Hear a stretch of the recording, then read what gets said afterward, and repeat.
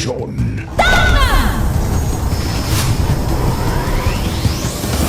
Hindi ako bayani, pero kailangan ko silang iligtas. Sino ka? Bakit nasa iyo ang bato?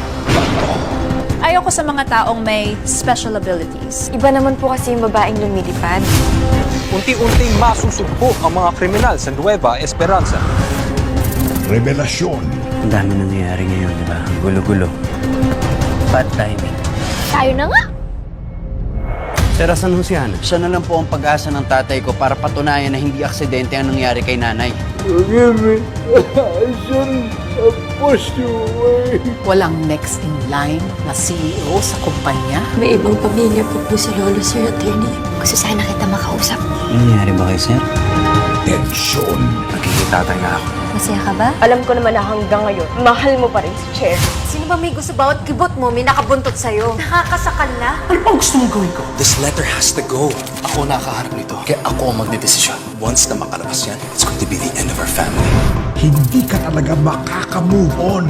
Tumikilos na ho ngayon sila Binibining Jane at Edward para maghanap ng impormasyon patungkol sa Villa Clemente. I followed you last night. Sa Villa Clemente, did you buy it for that kid? Sigurado ako ngayon na masanda ka ng tumawid. Ayaw ko siyang mawala. Sa Primetime Bida.